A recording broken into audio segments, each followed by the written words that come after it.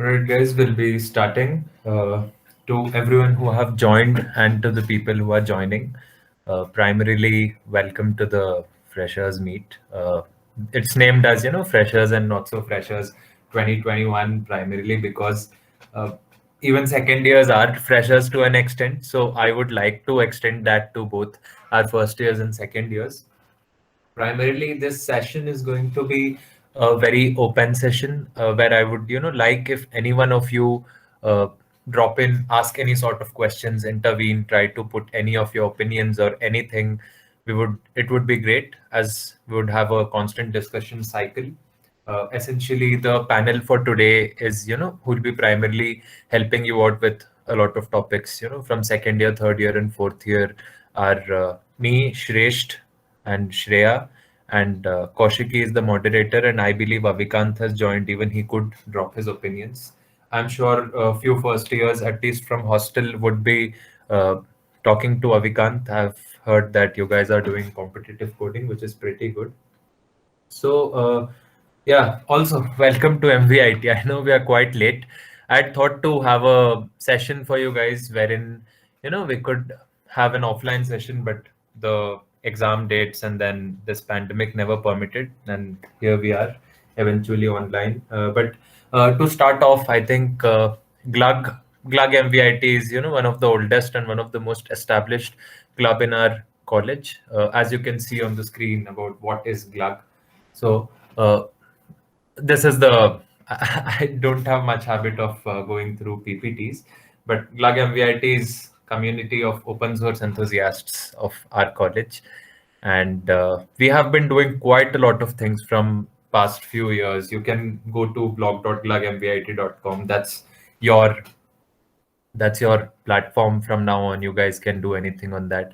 You can take a look at all events which have been conducted in past, what your alumni have done and what has been happening. So it's more like a legacy, and Glug is more like that technical club of the organization. We have been, everywhere, be it hackathons, be it different sort of events, or be it workshops and all of that. And we have done pretty cool stuff. So you could check out probably YouTube, and on Glug blog you could find a lot of cool content which is taken up by people across the globe. I think Shresht has also put the link of it. Meanwhile, it feels like I'm alone in the room talking, so I don't even know if I'm audible. If you guys can also, please feel free to unmute yourself and speak of anything, right? I've heard first year is a pretty interesting batch. You guys have been posting some great memes while classes are going on, so that's yeah. I hope it's not that here. I think introducing ourselves, right? Shish, I think you can introduce yourself first. Yeah, hi. So everyone, my name is Shresh Singh, and I'm currently in my third year, and I'm pursuing computer science. And we'll be talking a lot of interesting things today. And this session is primarily for the first and second years who want to start and venture into the journey of information technology. And we are having with us two second years, Shreya and Kaushiki. So please, can you go ahead and introduce yourself? Yeah, Shreya. Hello everyone, my name is Shreya Raj. I'm currently in second year and I am really excited to see you all and let's make this event successful. Yeah, hi everyone. This is Kaushiki Priti, and I'm in second year Information Science and Technology. And yeah, it's good to see all of you. Let's take this session forward. Thank you. Right. Yeah. Thanks for Also, introducing, guys. Yeah. Yes, Shish. yeah, yeah, I wanted to add one more thing. So this meeting would be recorded and the recording would be put up on YouTube. So if there's something you want to refer back again, you can check the YouTube channel of Glug that we will be putting into the chat box while the meeting. Okay, so that's what I wanted to say. Right. So it's very important for first years and second years to be in touch with, these lovely seniors who just introduce themselves, because I think these are the ways by which you could learn beyond the curriculum, which is anyway extremely outdated. I forgot to introduce myself. So I'm Ajwal Kumar. I'm in final year CS. I'm almost going to leave the college now. I'm the current lead of Glug. I'm the founder of Chilitary Technologies, and I'm associated to Atal Innovation Mission. It's a initiative of Niti Aayog. I've been mentoring few schools and startups lately, and I'm the placement chief of this current year. And I'm also a security researcher. You guys can anytime talk to me about anything in cybersecurity or security research. I've been working with quite a lot of organizations on their security proponents, etc. I've had quite a lot of Bitcoin based organizations because it is trending lately. A lot of cryptocurrencies based organization to secure themselves. I'm also a Mozillian. I'm a Microsoft Student Learn Ambassador, previously Microsoft Student Partner, certified ethical hacker, and a developer probably. So yeah, this is our introduction. Sorry. So I think moving ahead, the primary agenda of Glug is open source, right? So it's important to understand what open source is. But before we cover that, I'll just give a small agenda of what is the primary agenda of the meeting today. Or Shresht, would you like to put that across? Yeah, before that, I would also like to welcome Abhijit Bhaiya. He's in the meeting Okay, right now. Abhijit Bhaiya is here. Okay, perfect. Yeah. So Abhijit is also part of the panel. He's my mentor, and he's exceptional in whatever he does. So I think he's best to introduce himself. Yeah, if you can unmute. Oh, yeah, sure. Hi, I'm Abhijit. I graduated last year and yeah, just here to see what's going on. So if you have any questions, shoot in the chat and I'll answer. I've probably seen the things that you guys might be confused about, so feel free to ask. That's it. Okay, cool. To everyone who's new, Abhijit Bhaiya is one of the longest serving Glug lead, and he was the previous Glug lead, and he has been very instrumental in taking Glug to new heights. He is also a Mozilla rep, and currently is working with Danske Bank as software engineer. He has developed quite a lot of applications, and is one of the most approachable guys in community. I mean, he can legit take people out of nothing and then make them learn everything. So that's about him. Right. So yeah, getting back to the agenda of the event. Yes. Yeah. So first off, we'll start with we'll cover various domains that are available in information technology, and after that, we would know what is open source and why you should do it. Then we would cover about the best practices that are adopted by veteran coders in the industry and how you can also adapt to it.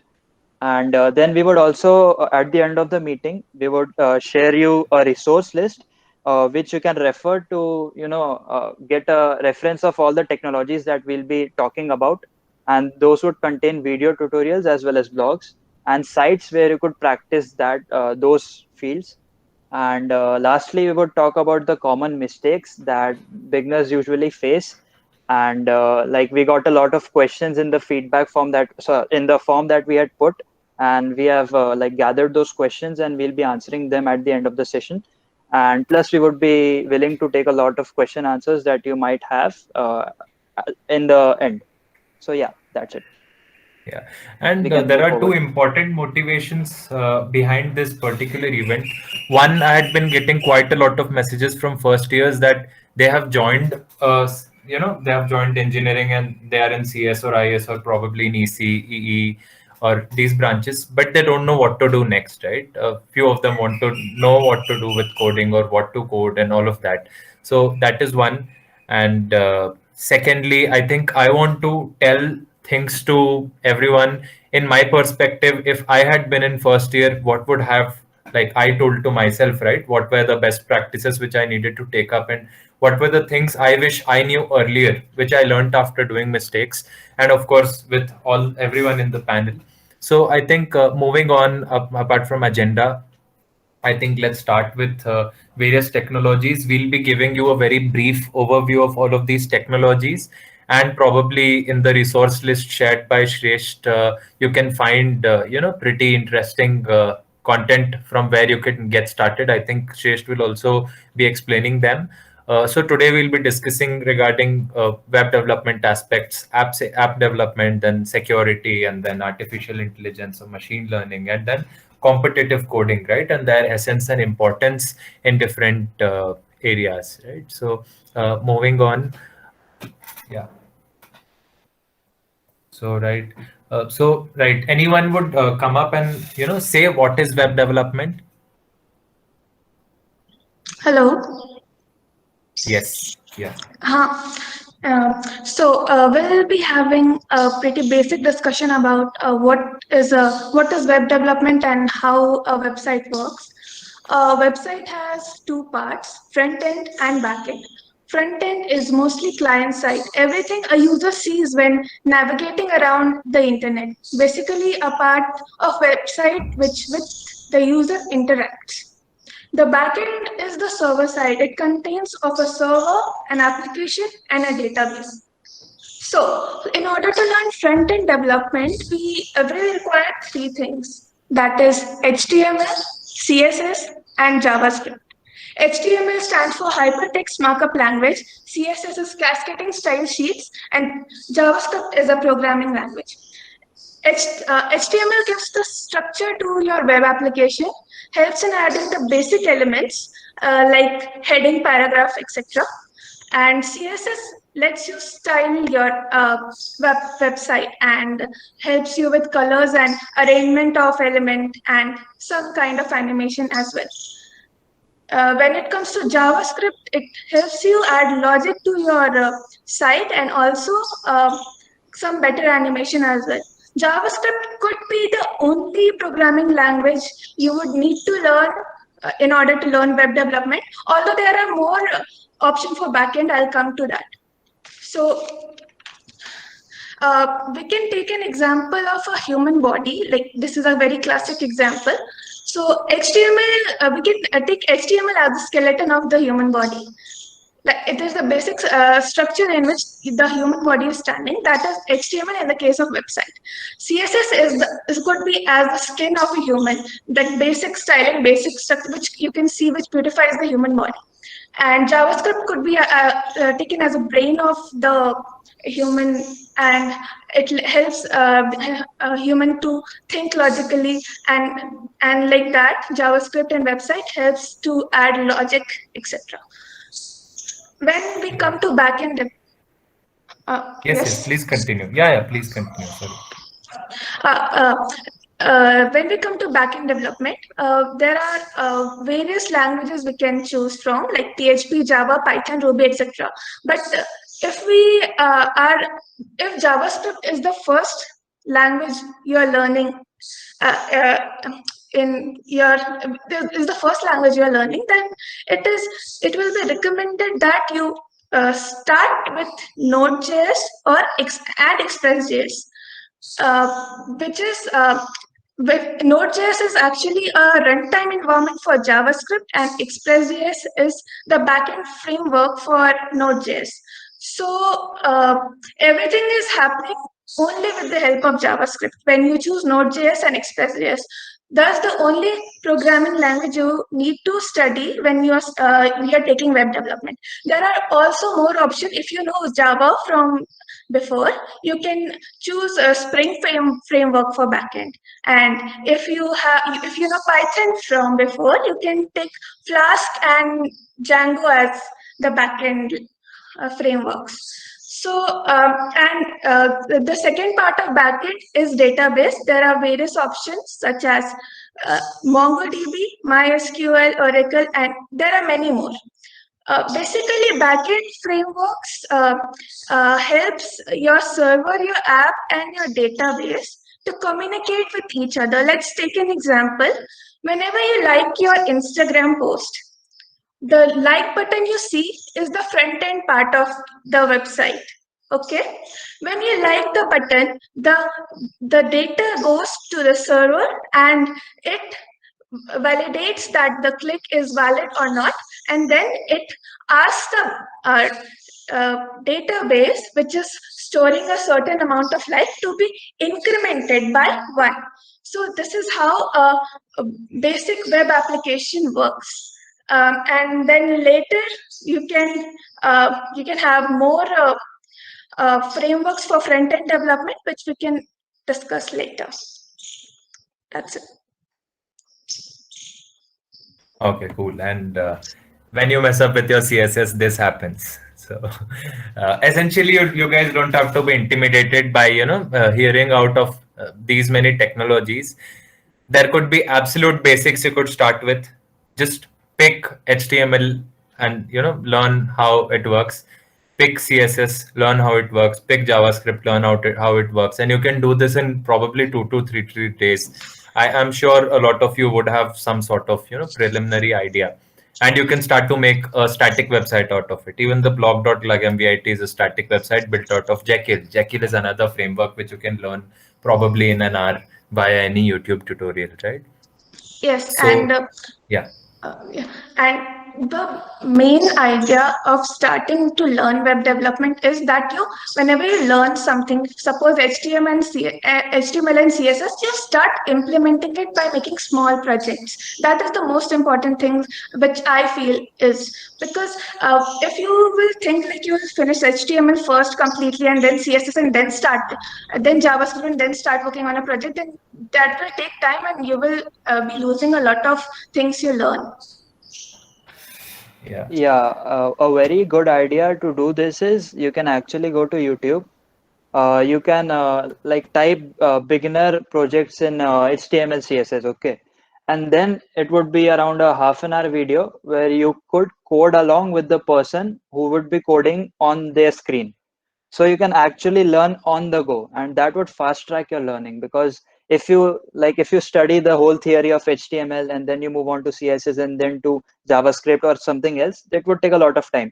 So an alternative to this could be you could go to YouTube and do the things that I said, that you could follow along the person, and that would actually make you learn things very faster and in a more practical fashion, and that actually helps a lot. So yeah, that is something I really wanted to suggest. Yes, and if you guys want to grow in tech, you need to get very good with the art of Googling, right? Until now, a lot of times people used to come in and then they used to do something, and then we used to write homework or notes out of it. Things might not be that way. To grow in tech, it's extremely important to be very good with art of Googling, because I've come across best of the best web developers, and a lot of times when they lose their path, they Google it out, they find solution of it. I think we'll be covering these sort of things in best practices. But yeah, the very fact is you don't have to be intimidated. It's very, very simple to make a website. Probably you're attending this talk today, and maybe tomorrow you might have your own, website. We'll be explaining about GitHub Developer Pack, by which you can get your own domain, and probably you could market yourself. Say your name.com, and in that you could just have a proper resume of yourself. So yeah, I think that's about web development. Anyone has any questions with regard to web development? It's absolutely fine if it's absolutely, if it's very simple or anything. We all started from there. Or you guys can write your questions on chat if you guys are there. Right. So I think we can move on. I think we are doing excellent job, so we don't have questions. Right. Yeah. So we have what is app development, right? I did see a lot of responses in registration in which a lot of people spoke about, they want to learn app development. I believe a lot of you have great ideas that I want to create this sort of app which will solve this sort of solution, which will lead to this sort of startup and this sort of funding, and then you'll have this sort of car or helicopter, right? So again, starting with what is app development. Shresh, would you like to take this up? Yeah, sure. I'll Cool. take this. Okay, so what is app development? The name is self-explanatory.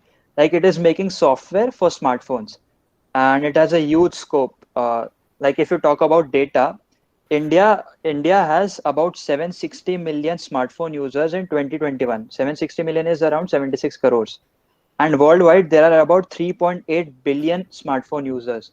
So there is a lot of scope and there is a lot of scale in this domain. And like there are some common operating systems that you might have heard about. It's Android and iOS. And obviously, those both Android and iOS have developed different like languages that are used to write those softwares. And like again, coming to data, on average, a, a person checks his phone or her phone about 100 times a day, and on average they have about 40 apps on their phone. So that's a huge number. And if you are able to make an app that could create an impact, you could actually make a lot of money. So as you know, the most common apps: Facebook, Instagram, Twitter, YouTube, WhatsApp, etc., etc. So these apps make insane amount of money just by using their like they have websites, but the most money they earn is through their smartphone apps. And we'll be talking about the languages and the frameworks that are used to generate apps. So like if we talk about Android development, we should start off with Java, because Java was the official language that was used to make Android applications. And if you talk about applications, the applications of Spotify, Twitter, and the Android OS itself is written in Java. So yeah, it's an object-oriented language, and it was very widely used. But like for beginners, it could be a little bit complicated and overwhelming, because like you would need some experience in programming in general to like get a catch of it. And the Android SDK just makes things worse when it comes to Java. So the new thing that has been introduced, and the official language that has been adopted, is Kotlin. And this was made official by Google in 2019. It is a cross-platform programming language and acts as an alternative to Java for Android app development. So it can interoperate with Java and runs on Java Virtual Machine. And like it is actually, the syntax is easier to use because it removes the semicolons. If you have an idea about Java, you know, every time you write a line, you complete a line, you have to terminate it with a semicolon. So it's not the thing with Kotlin. So like for beginners, if you are thinking of doing app development, Android app development, you could go for Kotlin because it's easier, and it's people are adapting to it these days. So that would be like a recommendation if you want to start off with. And then there are some other languages that are not widely used for app development, such as C++. So it uses Android native development kit, but it's very difficult to set up and is like less flexible. It is very buggy. So people usually don't use languages of C++ or Python to like, you know, make apps, but that could be done. So, and then there is C hash that is similar to Java, but has a cleaner and simpler syntax. And also, there's one interesting thing that I just came across today. So there is a software development kit for Android development, and that is called Corona. Okay, so it's not the virus or the beer; it's a software development kit. And like it uses Android apps using Lua, and it consists of Corona Simulator and Corona Native. So I'm assuming nobody would use Corona for that, so I'll probably skip this part. And coming to iOS development, there are two languages that are most widely used. It is Swift and Objective C. So Swift was rated the most program most favored programming language on Stack Overflow in 2015, and around 5 lakh apps are written partially in the App Store of Apple in Swift. So it is actually really developer friendly and is very easy to use. Apps like Uber are written for iOS are written in Swift only. And plus there's a lot of money in Swift app development. It's very easy to learn and is very user friendly as well. It has a lot of built-in design features that can give you real-time feedback. And it is very easy to keep your code clean when you're using Swift. And it I offers a think, lot of built-in tools. Yeah. yeah. I think we have a question as well. I think Adarsh wants to know whether if we will face any problem if we learn Android development in Kotlin without knowing Java. No, no, no. There shouldn't be a lot of issues. Like Kotlin is definitely easier. So like you could first do Kotlin and then you can move on to Java. or if you already have some experience, like if you already know languages like C, and you know the basics of like the building blocks of programming, then you could easily, understand what is happening in any language. It could be Kotlin, it could be Java, it could be Dart that is used in Flutter. You can understand anything. So if you know the basics of basic of programming, but you can definitely proceed with Kotlin. It can be done. Yeah. Yeah. Just as a personal opinion, guys, from business point of view, since I have been managing few products quite lately, Flutter has been in great demand in market for some time, because one time you write code and then you get both iOS apps, Android apps, because of cross-platform development. If you are a Right. beginner and you don't know anything as of now and you want to start, just learn how basic logics works, how different loop works. Just get good with at least one language. After that, you can pick probably Dart or Flutter. You can get very good courses on probably Udemy or Coursera. Just learn Dart or Flutter and then start developing apps. Once you start to Google things out, once you start to take that course, you make few demo apps and then you do some work out of it. I think in time of probably 6 months or a year, you will be in a position where you are creating your own apps, if not anything, using Firebase. If you have a full team of someone who's making server side things, someone who's making backend or API, these things might be very intimidating, but trust me, these are going to be simple if you are in teams. Someone could be making that and you guys could be making apps. I think we could have a separate session on these things altogether. This is just for introduction. uh, Yeah. Also towards the end we'll also be telling you who could be the resource person of each of these domains, to whom you can text and you can get an idea of, or you can ask again how to get started and stuff, or you can ask any doubts along with the resource which we'll be providing moving on. Yeah. Yeah.